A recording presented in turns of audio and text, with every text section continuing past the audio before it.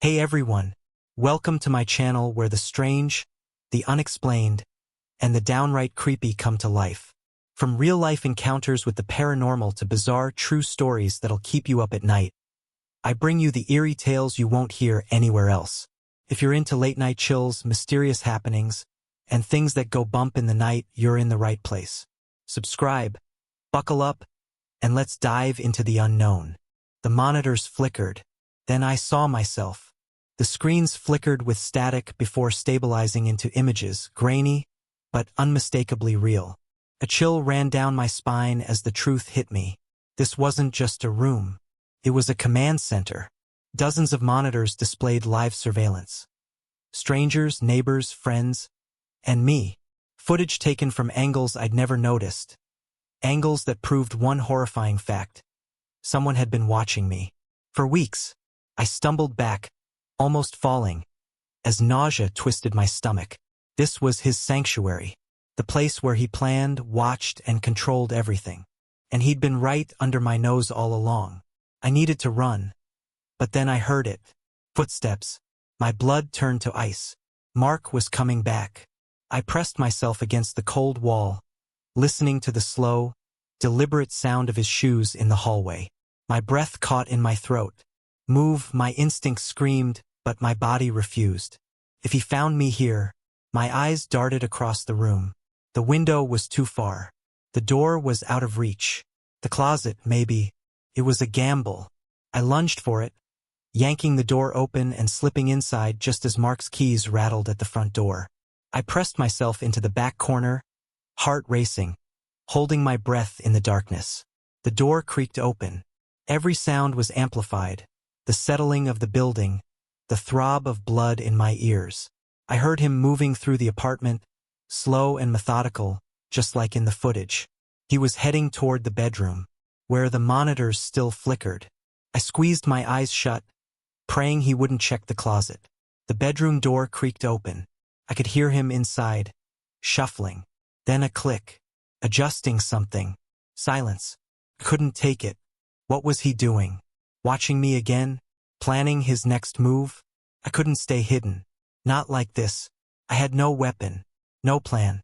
But I had to do something. Then footsteps again. Fading this time. A door closed. Quiet. He was gone. I cracked the closet door and peered out. Empty. I rushed out and grabbed my phone. My hands trembled as I texted Sarah. Call the police. Now. It's him. He's been watching me. Get here fast. I didn't wait for a reply. Couldn't. I had to end this before he vanished again. The police had failed me before. Couldn't risk it. I grabbed the only thing I could find, a screwdriver from the kitchen drawer, and steeled myself. I slipped into the hallway, moving toward his apartment. I could hear him again, footsteps echoing from below. He was back. I moved faster, heart pounding. His door was unlocked. I stepped inside, and there he was, Mark, standing in front of one of the monitors, unaware of me. I had the element of surprise. I crept forward, each step deliberate. The screwdriver was cold in my hand. Closer. I lunged. The screwdriver sank into his side. He gasped, stumbling, eyes wide in shock. You, he choked. I didn't let him finish. I backed out of the apartment, hands shaking, and dialed 911. He's here, I told the dispatcher. I stabbed him. He's in the apartment. Send help. Please. Sirens wailed in the distance minutes later. I waited in the hallway, hidden, trembling. They found him unconscious, arrested on the spot. The investigation uncovered years of footage, hundreds of hours from hidden cameras. Women, dozens of victims, and me. So many recordings of me. Moments I never realized were being stolen. Mark Turner had been stalking me, and many others, for years. As the officers finished their report, I sat in my apartment. Quiet now, but not peaceful. I should have felt safe, relieved, but something inside me was broken. The silence felt heavier than before. The shadows seemed deeper. He was behind bars, but I knew something had changed forever. My trust, my sense of safety, shattered. But at least now he couldn't hurt anyone else. And for tonight, that was enough. My neighbor is trying to get me evicted. I'm not sure what to do. Hi everyone. I'm looking for some advice because I feel like I'm being targeted by one of my neighbors, and it's starting to affect my health and peace of mind. Please forgive the length of this post, but I'm trying to give a clear picture. Also, English isn't my first language, and I won't be sharing specific details about where I live for privacy reasons. Thank you for understanding. About 6 months ago, I moved into a small flat near the center of my hometown. It's on the top floor of an older apartment building with no elevator, 8 flights of stairs. I got the flat at a cheap rate because the owner moved abroad and didn't want to sell in case he returned. The flat is small, 1 bedroom with a kitchen/living room combo, a bathroom, and enough space for me and my cat, Belle. It's not perfect. The walls are very thin, and the bathroom gets moldy quickly due to poor ventilation. But it's home. I have neighbors on both sides and one downstairs. I met the one below me and the woman to my right, Penelope. She's in her 60s, retired, and owns 2 cats. She mentioned her son visits often and sometimes she watches his dog, which I didn't mind at all. She seemed nice at first. The neighbor to the left never answered the door when I tried to introduce myself. From the noises through the wall, I assume she's a single mom with a small child. There's constant crying, yelling, and what sounds like arguments or intense phone calls at odd hours. It's stressful, but I tried to be understanding and started sleeping with earplugs. Things started to feel strange around 3 months in. One night, Penelope knocked on my door around 8 p.m. and asked how I was settling in. I told her things were fine and I was just adjusting to being around others. She told me I was brave and was welcome to knock if I needed anything. That brave comment struck me as odd, but I took it as a compliment. That night, the crying and knocking from the left-hand flat got worse. It was rhythmic knocking in 3s, then 2s, then 3s again for nearly an hour around 2 a.m. It happened multiple nights after that. I almost recorded it to show the landlord, but I didn't want to seem unreasonable. Maybe the baby had colic? Maybe the bed was hitting the wall? About 2 weeks later, Penelope came by again, this time looking annoyed. She said I was being too loud and inconsiderate. I had some friends over the previous weekend, and while we may have played music a little late, we weren't that loud. Before leaving, she peeked behind me and gasped, "I'm still not sure why," then told me not to have so many visitors. Since then, things have gotten worse. I started hearing angry muttering through the wall around midnight. It always seemed like someone was just on the other side of my bedroom wall, ranting. I began to wonder if it was directed at me, though that felt paranoid. Over time, the whole building's vibe changed. Neighbors stopped greeting me. No more smiles, no more small talk. I started spending less time at home, only coming back to feed Belle and sleep. She's become clingy, meowing constantly and not wanting to leave my side. Then this morning, I got an email from my landlord. I've translated it a bit, but here's the key part. I would like to remind you that your tenancy agreement states only 1 resident is allowed. Visitors may stay no longer than 5 consecutive nights without prior approval. Penelope has informed me of repeated noise complaints and says she's already spoken to you. Other neighbors have apparently approached her too. Unfortunately, I'm now issuing a formal warning. Further issues may result in termination of your tenancy. So now I'm terrified. I haven't done anything wrong other than having a few guests over once or twice. Penelope has clearly exaggerated the situation, and I feel like she's targeting me while the real noise issues from the other flat are being ignored. To top it off, I think I might be getting sick. I've been exhausted for weeks, have bruises all over, and my coworkers say I look pale. My mom passed away from MDS, so I'm not taking any chances. I've booked a GP appointment. I feel completely overwhelmed. The apartment feels hostile. I'm scared of getting evicted, and I don't want to burden my dad with all of this.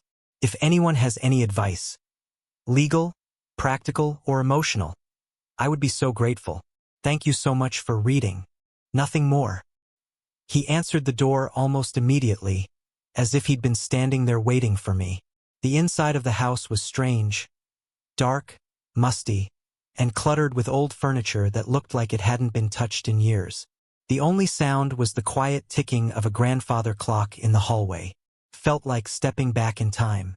"Come on in," Mr. Russell said, his voice barely above a whisper. I followed him into the living room. We sat down, and for the next few hours we talked, or rather, he did most of the talking. He told me stories from his younger days. How he'd served in the military, traveled the world, but always ended up back in this quiet corner of Colorado. I nodded along, but something about the way he spoke unsettled me. His words would trail off mid-sentence, his eyes glazing over as if he were seeing something beyond the walls of his home. Then the strange things started happening. By the second night, I began noticing odd things. At first, it was subtle, creaking floorboards upstairs, even though we were the only ones in the house. I assumed it was just the house settling. But when I mentioned it to Mr. Russell, he tensed up. "It's nothing," he said quickly, too quickly. His eyes darted to the ceiling. He was on edge for the rest of the night, barely speaking. The next time I visited, the noises were louder, unmistakable. Heavy, deliberate footsteps upstairs. I looked at him, waiting for an explanation. He just stared into the fire crackling in the fireplace, ignoring it. "Is there someone else here?" I asked, trying to mask my unease. "No one else," he muttered. "Don't go upstairs." I wasn't sure if he was hiding something or losing his mind, but I let it go. By the third night, I was genuinely creeped out. The footsteps became constant. Sometimes I even heard faint whispers coming from the upstairs hallway. Mr. Russell still wouldn't acknowledge it, and I wasn't about to press him further. But when I went to use the bathroom, I saw something that chilled me. The door to the upstairs was ajar. I knew he'd made it clear that upstairs was off-limits. But something, curiosity, fear, I'm not sure, compelled me to look. The staircase was narrow and steep. As I climbed, the air grew colder. The upstairs hallway was dark, except for a faint light spilling from one of the rooms at the end. My heart pounded, every instinct telling me to turn back. But I had to know. I crept toward the room. The door was open just enough for me to peek inside. What I saw froze me in place. There was a figure standing in front of the window, tall, gaunt, unmoving. At first, I thought it was a mannequin, but then it shifted slightly, its back still to me. It was wrapped in what looked like tattered cloth, almost like a mummy, but its posture was wrong, unnatural. My breath caught as it slowly turned its head, just enough for me to see the outline of a face beneath the rags. I bolted. Back downstairs, heart racing. I found Mr. Russell exactly where I'd left him, sitting silently by the fire. "I told you not to go upstairs," he said without turning. His voice was hollow, emotionless. I didn't stay the full night. I made an excuse about feeling sick and left, practically running back to my house. I didn't return for a few days, but the money and my curiosity got the better of me. I convinced myself it had been my imagination. When I did go back, something felt different. The house was darker, heavier. Mr. Russell looked more worn than ever. "Come in," he said, but this time I could hear it, fear. That night, the footsteps upstairs were louder. Multiple people moving around, pacing, dragging things across the floor. I tried to focus on our conversation, but my eyes kept drifting to the ceiling. Suddenly, Mr. Russell stood. His face was pale. "It's time for you to leave," he said, voice shaking. He shoved a wad of cash into my hand and practically pushed me out the door. As I walked back to my house, I glanced over my shoulder. In the upstairs window, the light flicked on. The figure was there, watching me. That was the last time I saw Mr. Russell. The next morning, his house was sealed off with police tape. They said he'd died quietly in his sleep. But I knew better.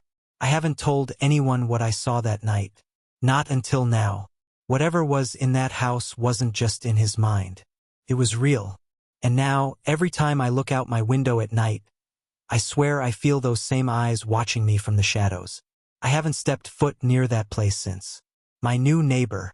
You know that feeling you get when a new semester starts or a kid moves in down the street? That little spark of hope that maybe, just maybe, a new friendship is about to start? Yeah. I felt that briefly. My old neighbor died of a heart attack at 65. He was a bit of a pain, always pushing leaves into my yard, leaving his barking dogs outside at 2 a.m. You know, the usual neighborly charm. When I heard someone new was moving in, I felt a weird sense of excitement. I live alone, have for 20 years since my wife passed. And while I'm not antisocial, I never really bounced back from that loss. After some digging, I found out the new neighbor was also a 40-something guy living alone. Maybe we're in the same boat, I thought. 3 weeks passed. Then, finally, a U-Haul pulled into the driveway. I headed over to say hello. He was standing by his garage directing the movers.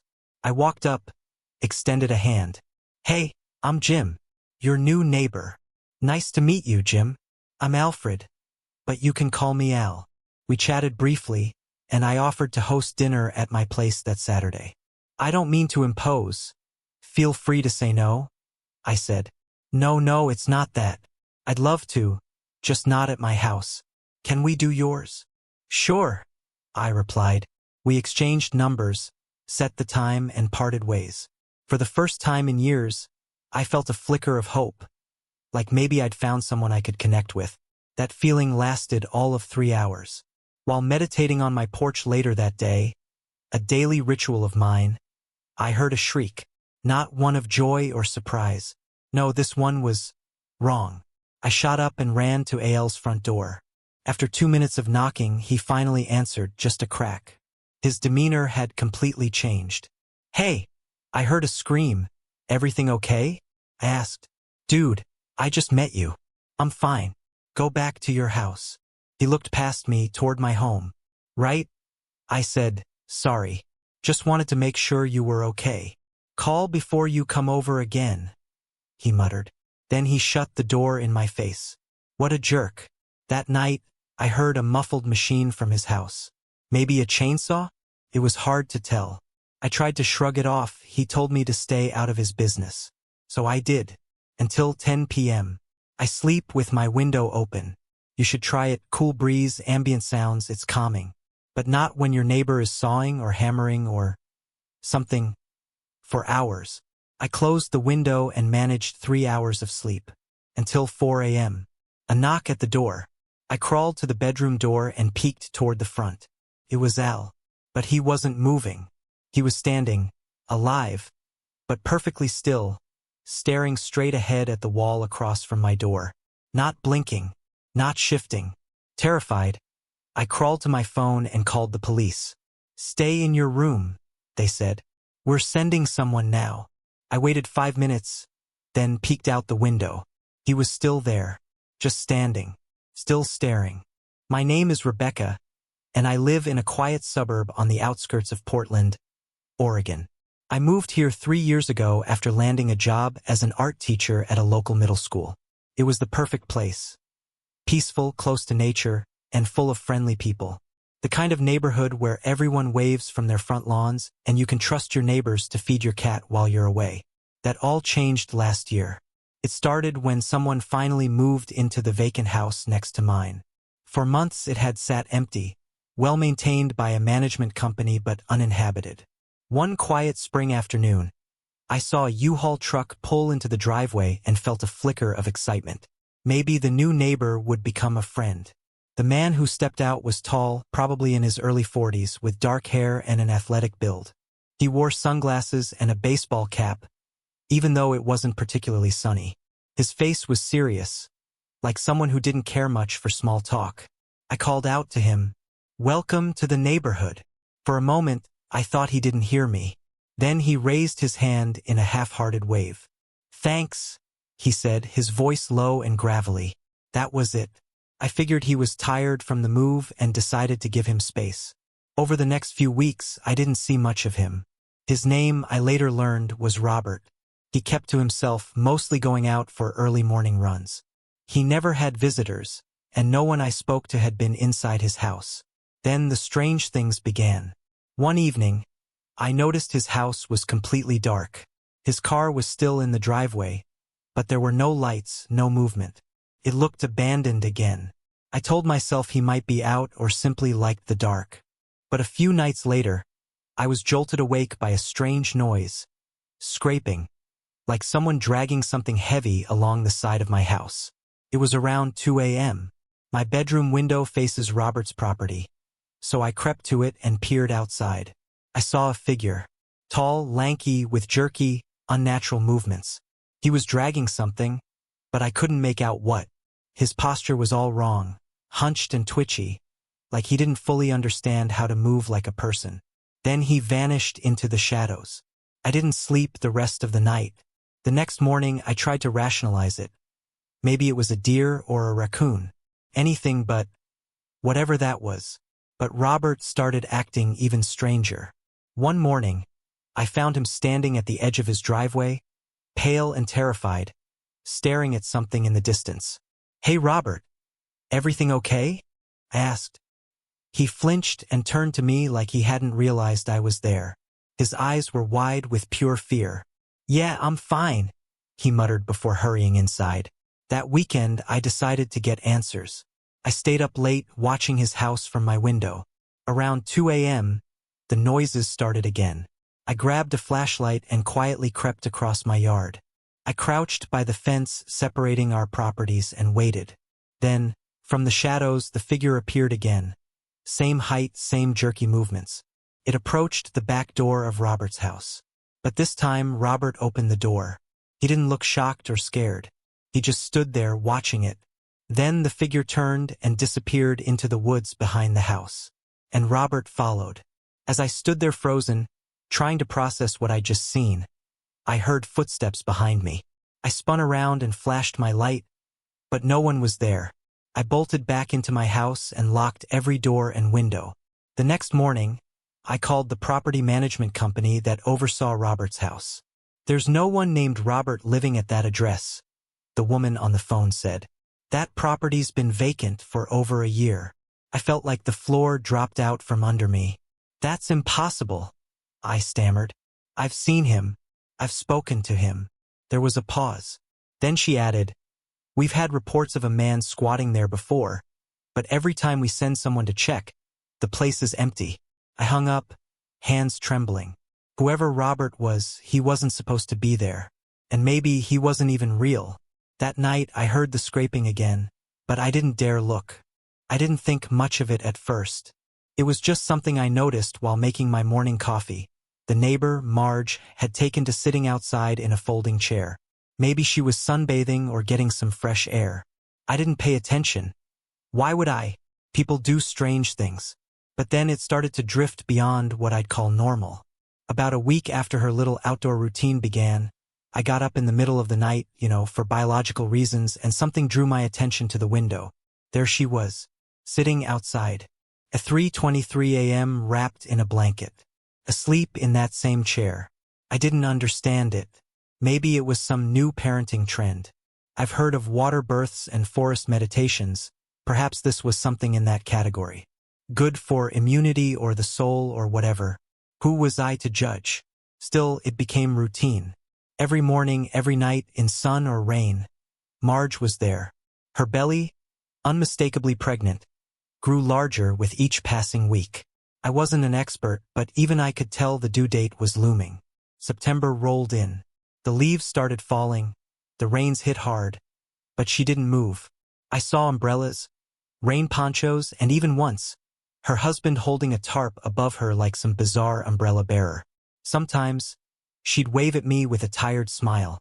Her husband, Tim, would sit beside her from time to time. When the temperatures started to really drop, I approached them. Asked casually if they weren't concerned about the cold. Wouldn't it be bad for the baby? They just laughed. "We've got a solution for every situation," Tim said. Marge's belly was huge. I've seen pregnant women before, but this was beyond that. I didn't ask if it was twins. Didn't want to be rude. October came. The frost set in. Marge still sat outside. And here's the weird part. No one on our street thought anything of it. People brought her food, stopped by to chat. Everyone acted like this was perfectly normal. One morning, a tent appeared. A heavy-duty, fairground-type tarp set up right on their lawn. Tim even ran an extension cord from the house into it. I assumed for a heater. I caught him returning from the grocery store, arms loaded with bags. "Hey, man," I said, trying to sound casual. "You sure everything's okay with Marge? It's getting pretty cold out here." He gave a weak smile. "She's perfectly fine. Thanks for asking." He looked awful, pale with dark circles under his eyes. The kind of tired that doesn't come from just missing a bit of sleep. I wondered if he was cracking under pressure. Postnatal depression could affect both parents, right? I didn't know what to do, so I did what I usually do best. Nothing. Then, Marge disappeared into the tent, and I didn't see her for 2 weeks. Just Tim rushing in and out, bringing books, food, thermoses, sometimes what looked like medicine. The tent walls moved occasionally, as if someone were stretching inside. Or maybe getting a massage. I stopped trying to make sense of it. One morning I woke up to moaning. Loud, constant, painful moaning from the tent. I rushed over, ready to call an ambulance. Tim stood outside calmly. "It's okay," he said. "The baby's on the way. All normal. Just muscle cramps." The moaning didn't stop. Days passed. Couldn't sleep. Even with earplugs, I knew the sound was still there. It echoed in my bones. I started spending more time at work, just to avoid being home. Then came yesterday. It was windy. Strong gusts. The tent pegs gave out. One side of the tarp flapped open. Tim must have been asleep. I went over just to help. I figured Marge could use a hand securing the tent. I walked up, called out, "Hey Marge, need a hand with that?" No answer. Just moaning. I grabbed the flapping tent wall and pulled it back. And I saw it. You always hear that seeing something traumatic turns your hair gray. That's a myth. But pissing yourself? That part's real. Inside was something else. Not Marge. Not anymore. A huge, pulsating mass of flesh, covered in deep stretch marks. It writhed like gelatin, every motion releasing another unbearable groan, and a stink of decay that burned my eyes and throat. I saw just enough to know I should never have looked. I ran. Didn't stop until I reached a friend's place on the other side of town. I didn't explain much, just enough to get inside. I called the police. Do you know what they told me? "Sir, do you have a habit of spying on pregnant women?" Now Tim won't stop calling. Keeps messaging. I finally checked one. "Hey, it happened. Baby Tim Jr. is born. We want you to be the godfather. After everything we've been through, we just won't take no for an answer." Papers were strewn everywhere. Dishes piled high in the sink. Strange chalk symbols were drawn across the walls and floors. Some so large they stretched across entire sections of the room. But Sarah was nowhere to be found. Carl shrugged, clearly uneasy. Maybe she left in a hurry. People do weird things when they're stressed, you know? But this didn't feel like stress. It felt deliberate, dark. The police weren't much help when we reported her missing. They glanced through her apartment, filed a report, and left with a casual, "We'll keep an eye out." But I knew something was wrong. The symbols meant something, and they were tied to whatever had happened to Sarah. Days later, while cleaning out my closet, I found something that made my blood run cold. An old, leather-bound notebook tucked deep in a storage box. I had no memory of putting it there. Inside were pages of symbols, those same chalk marks, sketched in disturbing detail, each design more elaborate than the last. All drawn by Sarah. And then there were the notes, protection spells. Ward off the watchers. Not safe anymore. My hands trembled as I flipped through it. Toward the end, the drawings became erratic. Symbols scratched out, redrawn. Her handwriting shaky, frantic. The final page bore one sentence, scrawled in uneven, panicked letters. "They're here. They're watching me. Don't trust anyone." After that, I started hearing things, scratching behind the walls. At first I blamed the old pipes, but the sounds grew louder, distinct. Sometimes, at night, it was like footsteps were pacing just outside my apartment. Then came the tapping on my third-floor window. No ladder, no ledge, just tapping. I tried convincing myself it was a bird, but I knew better. I started asking around. No one else had seen Sarah. It was as if she'd simply vanished, leaving only those symbols behind. Then one night, I came home from work and saw it. Fresh chalk on the floor, leading from my door to Sarah's. The symbols were different this time. Jagged, chaotic, unsettling. I rushed inside and locked the door. Then came the knock. Soft at first. Then louder. Louder still. Pounding. Frozen. I stood in the middle of my living room, clutching the notebook. The last words Sarah wrote echoed in my mind. "They're here." I grabbed my phone and called 911. The operator picked up just as the knocking stopped. Silence. Then, a voice from the other side of the door. "Kayla, let me in." It was Sarah's voice, but wrong. Hollow. Lifeless. I didn't move. My hand hovered over the doorknob. "Please, Kayla," she whispered again. "Let me in." I backed away. "It's not her," I whispered into the phone. The police arrived minutes later, but found nothing. No one at the door. Sarah's apartment untouched. The only evidence, the fresh chalk symbols between our doors. Sarah was never found. And the symbols? They never stopped. Sometimes they appear on my doorstep. Sometimes on the walls of the building. Each time, I hear her voice again. Faint, distant. "Kayla, let me in." But I never will. Now there's something new. My neighbor Thomas has been standing on his front lawn for hours, staring directly at my house, at my bedroom window. He hasn't moved, just standing there. Thomas isn't a kind man. He's the last person I'd expect to play games. But this isn't a game. His wife came out with her cane. I thought she'd snap him out of it. She didn't. She joined him. Now she's on my lawn, staring. They don't speak, don't move. I don't even think they notice each other. A few minutes later, their daughter Anna came down the steps.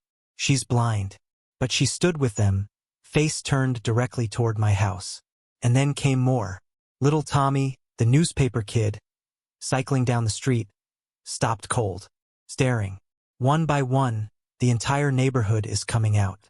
Children, elderly, mothers with strollers. Even passing cars have stopped in the road. Their occupants pressing their faces to the windows, all turned toward me. Even old Miss Agatha, who hasn't walked in years, flung open her curtains. Her silhouette looms behind the glass, palms pressed to the pane. Then the crows came, a murder of them, gathering on the electric wires, watching. And then they descended, pecking at my neighbors' faces, tearing flesh. I watched in horror as 3 of them cornered a rat. It didn't move. It just sat there, waiting. Started small. Just a yellow post-it note stuck to my front door. "Keep your curtains closed at night." I thought it was a prank, maybe from a kid in the neighborhood or some bored teenager. I peeled it off and tossed it without a second thought. But then the strange things began. I started noticing shadows, ones that lingered outside my window longer than they should have. There was a chill in the air that didn't belong, even on warm nights. And then there was my neighbor, Todd. We'd lived beside each other for 3 years. Polite nods, a wave when I mowed the lawn, the occasional chat about the weather. He was quiet, unremarkable, until now. After the note, I saw him more often. He would peek through the blinds, just watching. At first, I chalked it up to coincidence. But soon, every time I glanced out my window, he was there. His eyes would lock with mine. Cold. Still. A week after the first note, another one appeared. This time slid under my door. "Don't go into the backyard after midnight." The handwriting was shaky, rushed, desperate. My chest tightened. Was Todd messing with me? I walked to his house and knocked. No answer. I knocked again, louder. I could hear footsteps retreating inside, but he never came to the door. That night, I locked every window and door. But at midnight, I was still awake, staring at the clock, dread curling in my gut. I told myself not to look, but I did. Todd stood in his backyard, lit faintly by the streetlight. He wasn't moving, just staring. His eyes never left my window. I yanked the curtain shut and backed away. The next morning, another note waited, shoved under the door. "Can see you." I considered calling the police, but what would I say? My neighbors creeping me out with notes? There were no threats, just fear. Invisible, creeping fear.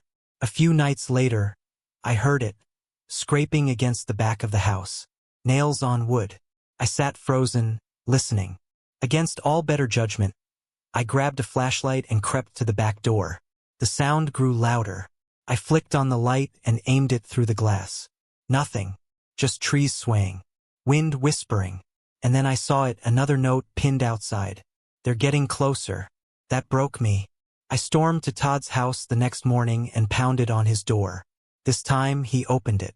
His face was pale, his eyes bloodshot, hands trembling. "What the hell is going on?" I demanded.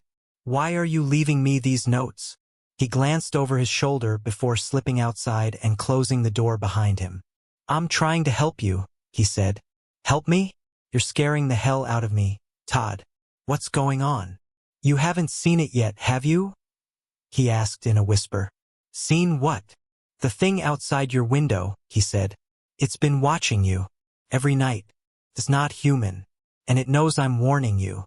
That's why it's getting closer." I stared at him. This had to be a joke. He was crazy. But the look in his eyes. There was something raw there. Real. "I don't believe you," I said. But my voice wavered. Todd leaned in. "I wish I were making it up," he whispered. "But if you don't believe me, just look outside tonight." "Just after midnight," Todd had said. "But don't let it see you." I went home with my head spinning. I still didn't know what to believe. But when midnight arrived, I found myself at the window, staring into the darkness, just like he'd told me.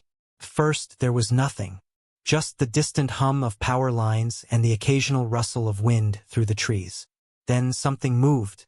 A shape stirred beyond the tree-line, tall, impossibly tall. Its limbs were long and spindly, bending at strange angles as it stepped into the moonlight. It shouldn't have been able to move like that. It wasn't natural. And its eyes, two dull, glowing embers. They scanned across my house, slow and deliberate. I ducked below the windowsill, heart hammering in my chest. Todd wasn't lying. Something was out there. Something wrong.